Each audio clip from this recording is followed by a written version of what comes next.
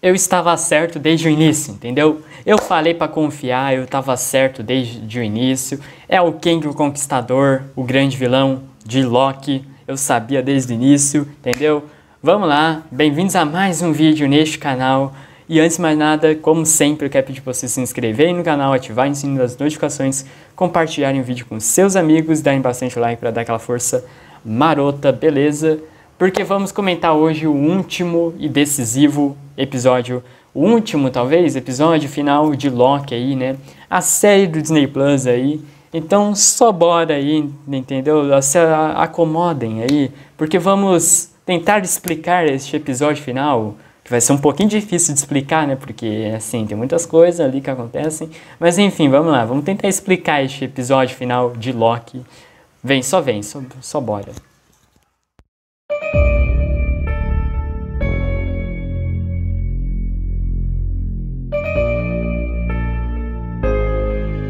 É o seguinte, como eu já tinha falado muitas vezes, eu quero primeiro, antes de falar sobre o episódio, eu quero falar em relação a este episódio específico uma coisa bem importante. Eu acho que assim, como episódio final de temporada, eu acho que ele não funciona como episódio final de temporada. Eu acho que ele funciona como episódio sequencial, que é o seguinte, vamos lá. Imagina quando você tem uma série, por exemplo, sei lá, uma série da Netflix ou qualquer coisa, que chega a um final meio clímax, chega a ter um clímax no final, que vai gerar uma consequência que vai ser basicamente apresentada no próximo episódio. É basicamente isso que eu acho que define muito bem o que é este episódio de Loki. Eu acho que ele não funciona como um episódio de fim de temporada. Eu não consegui sentir essa finalização de temporada da série, mas sim um episódio sequencial, sabe? Um episódio que tipo você tem, que é dividido em duas partes, né? Que a gente tem a parte 1 e a parte 2 no próximo episódio, como se fosse, sei lá, uma semana que vem com a parte 2 do episódio, sabe? Eu acho que ele é um episódio que funciona muito mais como sequência em duas partes, assim, né? Dividido em duas partes, do que totalmente um episódio de fim de temporada, sabe? Uma finalização na temporada. É isso que eu queria até falar aqui no início, porque isso daqui é a base, porque o que eu achei deste episódio no geral, né? Vamos lá.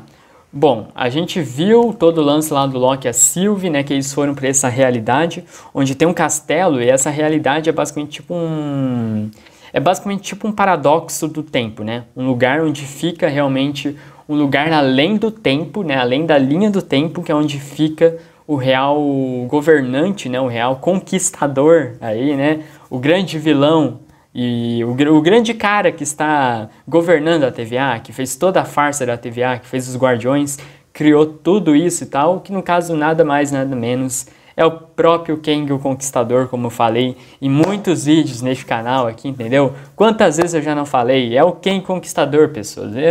Vocês têm que confiar, entendeu? Vocês têm que confiar, porque quando o cara diz aqui que é o Kang Conquistador, é porque o cara estuda os quadrinhos, entendeu? O cara estuda as HQ aqui, entendeu? Aqui é 100% profissional, entendeu? No que faz. Enfim, vamos lá. Parando de se gabar, indo direto ao ponto, vamos lá, né? Bom, o que a gente viu aqui é o seguinte, né? O Loki e a Sylvie, eles vão nesse castelo, né? Que é o castelo do próprio Kang o Conquistador. Antes disso, antes deles acharem o Kang, eles acham primeiro a senhora Minutos, né? E tal, que ela mesma já fica evidenciada ali, que ela sabe também quem é o Kang o Conquistador, né? Ou seja, fica todo esse lance de que, tipo, o Kang criou ela também, né? Tipo, para ser, sei lá, uma programação virtual ali, que dá as ordens na TVA e tal, que ela também parece ser um dispositivo, uma forma de holograma, mas ao mesmo tempo uma tecnologia virtual, né? Uma realidade meio virtual dela ali, que é onde ela guia as pessoas da TVA e tudo mais, né? Tipo, ela é basicamente o mascote da TVA sendo uma criação do próprio Kang o Conquistador, né? E a gente vê logo de cara o próprio Kang aí, interpretado pelo ator que fez ele pelo ator lá do protagonista do Lovecraft Country, né? E vamos lá, eu gostei, tá, do Kang o Conquistador. Eu acho que é uma adaptação um pouco mais... eu não esperava que a gente ia ver ele aqui, tá? Eu achei que seria só citado. Eu não achei que seria realmente ele, aparecendo em forma de humano mesmo, sabe? E a gente vê ele aqui realmente em forma de humano, que é o ator do Lovecraft Country. E assim, eu gosto da atuação, eu acho que ele tem uma atuação muito boa em questão de alívio cômico, né? Ele parece ser um vilão bem humorado, né? Tipo, ele faz umas piadas, ele faz tipo umas coisas meio dramáticas, né, e tudo mais. Então a gente tem esse lance, né, do ator e tudo mais. Eu acho que ele funciona muito bem nesse aspecto, sabe, de atuação pro personagem, uma remodelação e uma adaptação das HQs, né. Ele é bem diferente das HQs, inclusive, mas eu acho que assim, ele funciona. Eu gostei do Kang o Conquistador neste episódio.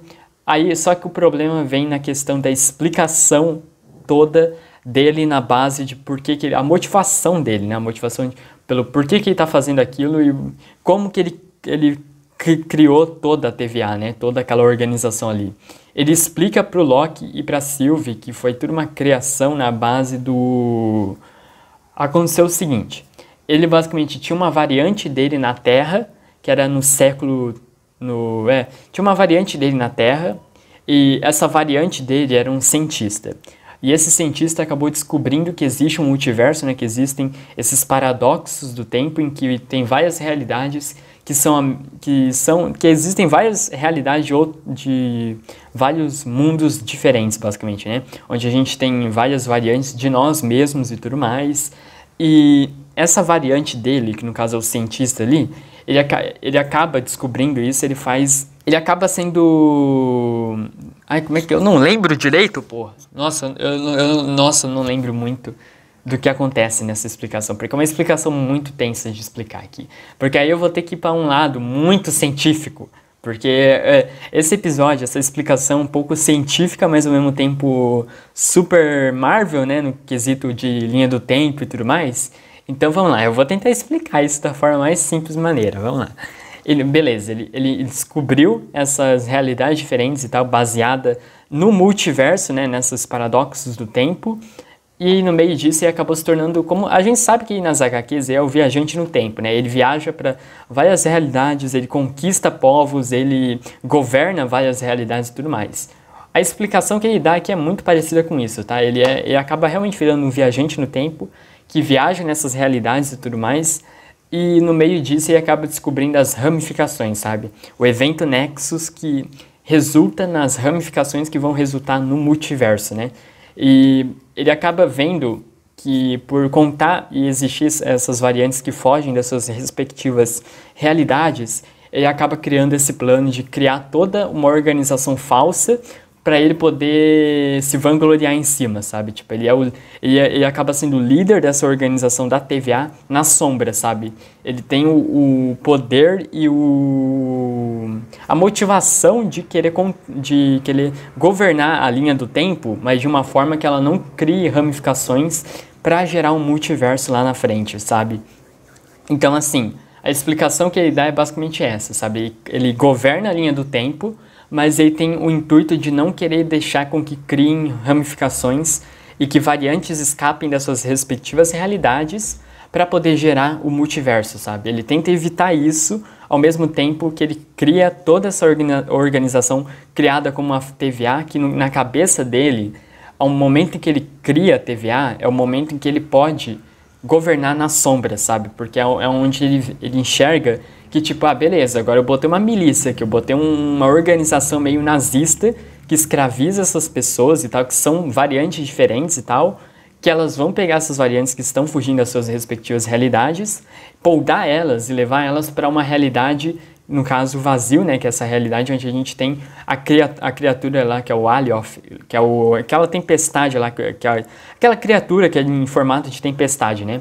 Ele também fala que ele pegou aquela criatura para poder botar nessa realidade no momento em que as pessoas fossem podadas, né, e tal, e fossem levadas para essa realidade do vazio, né? Então, assim, o grande plano do Kang aqui, o que deixa claro aqui é que ele quer governar a linha do tempo sem criar ramificações que vão gerar o multiverso. É basicamente isso que eu entendi sobre a motivação dele por causa do multiverso e das realidades e tudo mais, né? Ele quer ser um libertador, né? Ele quer ser um cara que quer governar tudo do jeito dele, sabe? Ele é um cara que tem as suas próprias motivações, seus próprios ideais em relação a isso, mas ele não se diz sendo um vilão, sabe? Ele se diz sendo um libertador, um salvador, ou basicamente um conquistador, né? Como muitas pessoas chamam e tal. E o próprio Loki e a Sylvie vão debatendo sobre isso, sabe? A Sylvie, durante o episódio inteiro, ela demonstra... Ela não acredita nisso. Ela acha que tudo isso é uma mentira dele e que, tipo... E ele ainda fala que, tipo... Ele ainda fala que, sei lá, se o Loki e a Sylvie matarem ele, ele morre, mas vai ter uma variante dele que vai renascer no mesmo local e que vai continuar todo esse governo dele, sabe? Ou seja... Isso é como se fosse um loop temporal. Vamos lá, é o seguinte. Naquele episódio em que o Mobius ele joga o Loki em Asgard, que é onde a gente vê a Lady Sif de novo lá, o Loki fica preso num loop temporal, certo? A Lady Sif fica batendo nele, repetindo as mesmas palavras e tudo mais. No momento em que o Loki ele tenta mudar aquilo, ele não consegue mudar, porque é um loop temporal em que ele vai ter que ficar levando tapa o tempo inteiro. E o que eles deixam explicar aqui da morte do Kang aqui é que se você mata o Kang, ele renasce em uma variante diferente, sabe? Uma variante que talvez seja um pouco mais cruel que essa variante e tudo mais. E ele vai voltar a ter esse governo todo e tal dele, a ter o comando, né, da linha do tempo e tal, que é o que ele quer fazer, né? E quanto mais você mata o Kang, mais tem variantes diferentes do Kang.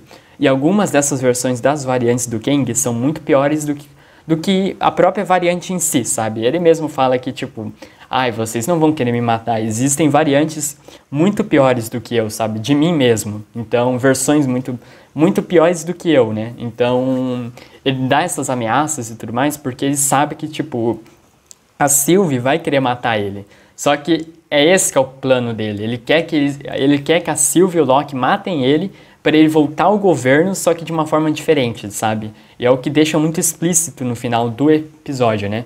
E vamos lá, falando um pouco rapidinho do Mobius e da Ravonna aqui. Bom, o Mobius voltou pra TVA, né? Ele tem um confronto ali com a Ravonna, onde ele fala que, tipo, ele tenta entender as motivações dela, né? E é onde ela explica que, tipo, na real, ela matou ele, ela poldou ele, porque ela acredita que a pessoa que fez toda a TVA tem uma razão por ter feito aquilo ali, sabe?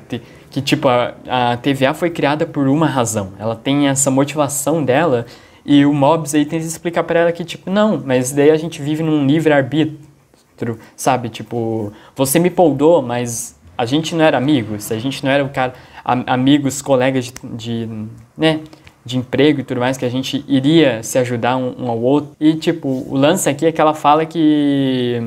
Bom, ela vai embora ali, né? Tipo, ela escapa ali e ela fala que ela vai em busca da pessoa que criou toda essa TVA, sabe? Fez toda essa organização, né? O que já deixa claro que ela vai em busca do próprio Kang, o Conquistador, né? E o Mobius aí fica tentando resolver a situação lá na TVA, né? Tipo, contar pros guardas e tal que tudo aquilo ali é uma farsa, que eles são variantes e tudo mais. Enquanto a soldada lá e tal, que também tinha recuperado a memória e tudo mais, ela acaba revelando que a própria Ravonna também é uma variante. A própria Ravonna, ela também é uma variante. Eu acho que ela também sabe que ela é uma variante e tal, que ela veio da Terra também. Então, fica essa questão de que, tipo, é mais uma pergunta que a série deixa, nessas dúvidas, porque eu acho que a série carrega muita dúvida e fica essas dúvidas muito no ar, sabe? Tipo, como que ela, sei lá, tipo, se ela sabia que ela é uma variante, por que ela não falou isso? O que impede ela de revelar que ela era uma variante também? E o fato dela ter esse livre-arbítrio, ela ter essa dúvida de que a TVA foi criada por uma razão, sabe? Eu acho que ela carrega esse lance de que, tipo, eu acredito que ela também ela sabe quem é o Kang, o Conquistador, tá? Eu ainda acredito que ela sabe quem é o Kang, o Conquistador, porque isso fica muito na cara, cara. O que fica muito na cara é que ela também tá escondendo alguma coisa ali, sabe? E, enfim, voltando lá pro final do Kang e tudo mais, bom... A Sylvie, como eu falei, ela fica com esse lance de querer matar o Kang e o Loki ele fica tentando impedir, né? Porque o Loki ele realmente acredita que o Kang tá falando ali é verdade, porque por mais que ele seja um deus da mentira, ele ainda acredita que, tipo, se matar o Kang vai realmente criar vai ter realmente uma variante diferente dele, que vai fazer nascer no mesmo local ali, onde vai governar uma parte da linha do tempo, né? Mas é exatamente isso que, como eu falei, é exatamente isso que o Kang quer, né? Tipo, a Sylvie mata o Kang, só que antes ela dá um beijo rola o beijo dos dois lá, né? Do Loki e da Sylvie e tudo mais, e ela joga o Loki lá pra TVA e tal, né? No portal lá, em direção à TVA, e ela mata o próprio Kang Conquistador. E aí é que vem o problema, né? O plot principal do fim do episódio ali, a consequência final é que quando o Loki volta pra TVA, ele vai tentar conversar com o Mobius e tal, explicar o que a Sylvie fez, o Mobius, ele perde totalmente a memória, sabe? Tipo, ele não sabe mais quem é aquele Loki ali, sabe? E fica muito claro ali que foi criado várias ramificações no tempo, né? Pelo fato de que eles terem contado para todas as pessoas ali que eles eram variantes e tudo mais, acabou gerando umas ramificações no tempo que vão causar o próprio multiverso, né? Provavelmente. E o que fica claro ali no fim é que, tipo, o Loki, ele vê a estátua do próprio Kang, o Conquistador ali, né? Ou seja, o Kang agora virou realmente o líder da TVA, né? Tipo, ele virou, além desse líder, que no caso antes eram as estátuas dos Guardiões, né? E como os Guardiões eram uma farsa, agora o Kang tem a motivação, provavelmente, do Kang aqui, o plano dele, era justamente a Sylvie matar ele para ele se tornar o líder da TVA. Ele realmente assumiu o comando da TVA, agora que todos sabem que são variantes e tudo mais, né? Então, a gente ainda não sabe como vai ser essa segunda temporada, né? Que já foi confirmada uma segunda temporada para a série, mas já tem indícios aí que o próprio Loki vai participar lá no segundo filme do Doctor Strange, que é o Multiverso da Loucura, o nome, né? Então, essa é a ponte que o Loki deixa para o Doctor Strange 2 e o terceiro filme do Homem-Aranha, né? Mas vamos ver, eu tô bem curioso, assim, em geral, como eu falei, eu não achei um episódio muito bom, tá? Eu acho que eu achei um episódio bem agridoce, eu acho que como eu falei, é um episódio que funciona muito mais em não ser uma conclusão de temporada, em uma finalização, e mais um episódio de sequência, sabe? Onde parece que vai ser uma consequência que vai gerar para um próximo episódio, que vai ser tipo a parte 2 desse episódio, sabe? Eu acho que é um episódio que funciona muito mais assim do que totalmente uma finalização de temporada. Mas é isso, gente. Deixem nos comentários o que vocês acharam deste episódio final de Loki. A gente dá o fim a mais uma série da Marvel, né, e tal, e mais uma conclusão de vídeos aqui semanais. E é isso. Eu espero que vocês tenham gostado desses vídeos semanais aí, né, da gente debatendo sobre a série do Loki. Eu vou ficando por aqui, a gente se vê no próximo vídeo. É nóis, falou e tchau!